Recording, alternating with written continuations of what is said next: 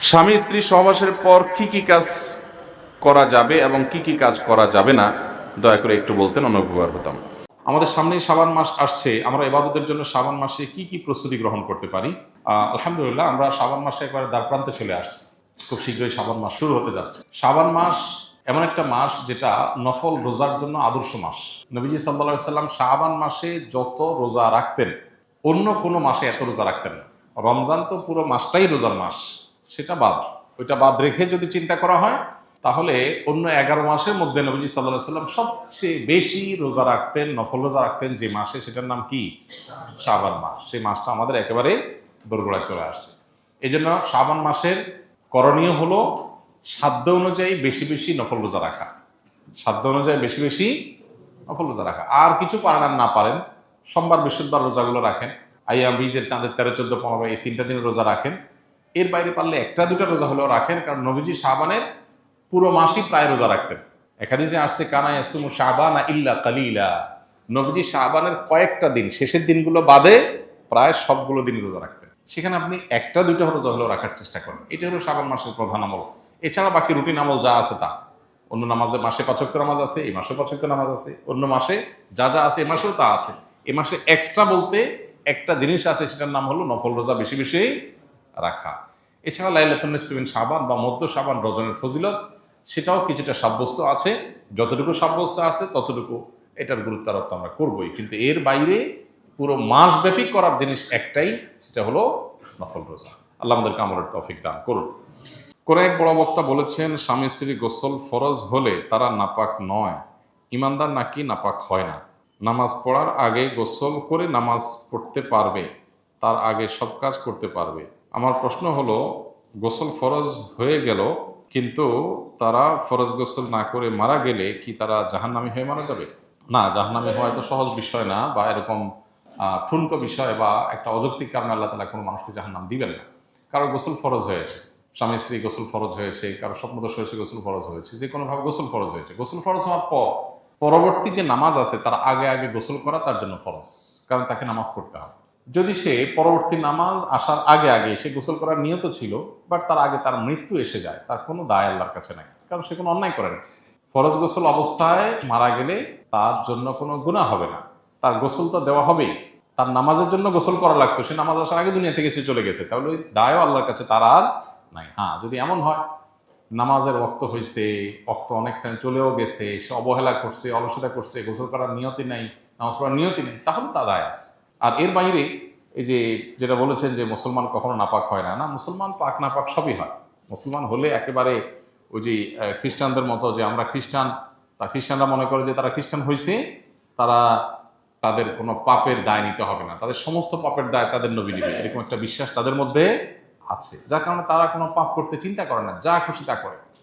কারণ তারা মনে করে তাদের নবী ঈসা আলাইহিস সালাম, তারা মনে করে যে তিনি শূলে চড়ে মৃত্যুবরণ করেছেন, তার উম্মতের পক্ষ থেকে সকল দায় তিনি নিয়ে তিনি দুনিয়া থেকে চলে গেছেন। এটা ভুল কথা। কোরআনে আল্লাহ বলেছেন যে আল্লাহ তাআলা ঈসা আলাইহিস সালামকে আল্লাহ জীবিত রেখেছেন এবং তাকে উপরে তুলে নিয়েছেন, বার রাফাহুল্লাহ।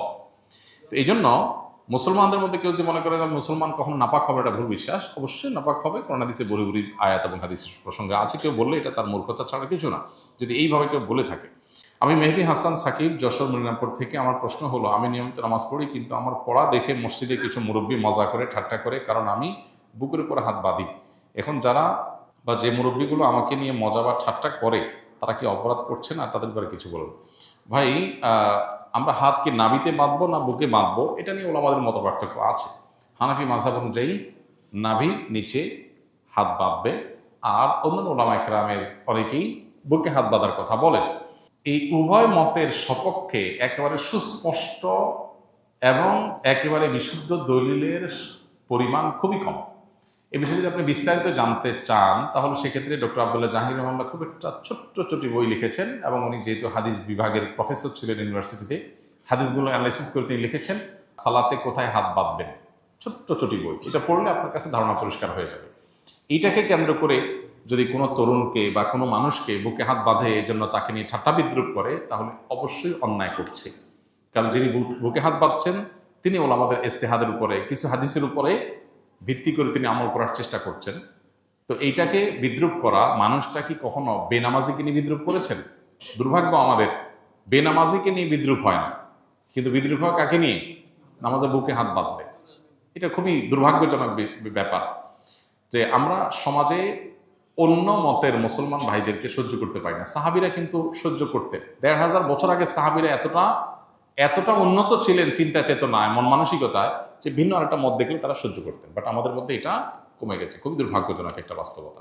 তবে সেই সাথে আমাদেরও খেয়াল করা উচিত সবারও, যারা হয়তো হাম্বলি ফিক ফলো করেন, হ্যাঁ, অথবা তিনি কোনো বিষয়ে ভিন্ন মত পোষণ করেন, তার মত প্রকাশ বা তার আমলটা যেন আরেকজন মানুষের বিশেষ বিরক্তির কারণ না হয়। এটা তারও খেয়াল করা দরকার। যে কোনো একটা নফল আমল যদি হয় বা সুন্নাহ আমল যদি হয়, যেটা আরেকজন বিরক্তির কারণ হতে পারে, তো সেটা যদি খুব বাজে একটা পরিবেশ তৈরি করতে পারে, তো আমি কেন নিজেকে এই বাজে পরিবেশের মুখোমুখি করতে যাব, সেটাও খেয়াল রাখা দরকার।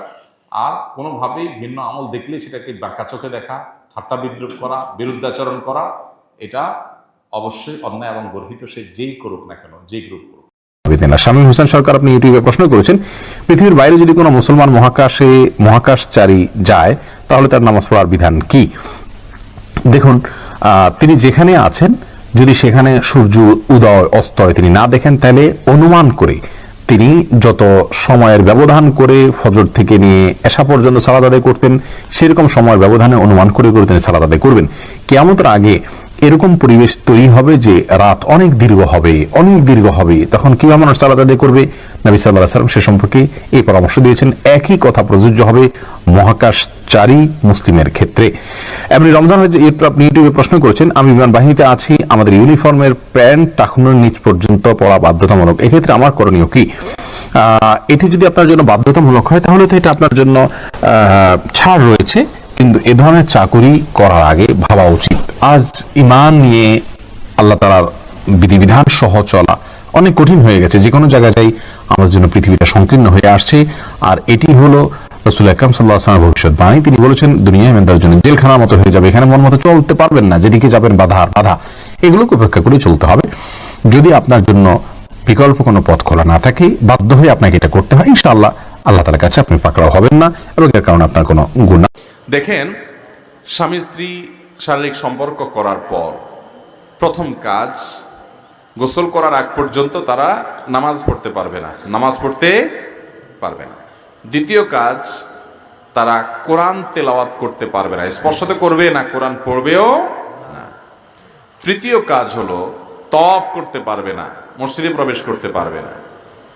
এছাড়া গৃহস্থলিক কাজকাম এগুলো করতে পারবে, তবে উত্তম হলো যত দ্রুত সম্ভব গোসল করে তারপরে করা। কিন্তু গোসল ফরজ অবস্থা গোসল না করে এগুলো করলেও করতে পারবে, কিন্তু সেক্ষেত্রে ওযু করে নিয়ে তারপরে এগুলো করলে সেটা উত্তম এবং সুন্নাহ, নবী সাল্লাল্লাহু আলাইহি ওয়াসাল্লামের সুন্নাহ দ্বারা সেটি প্রমাণিত।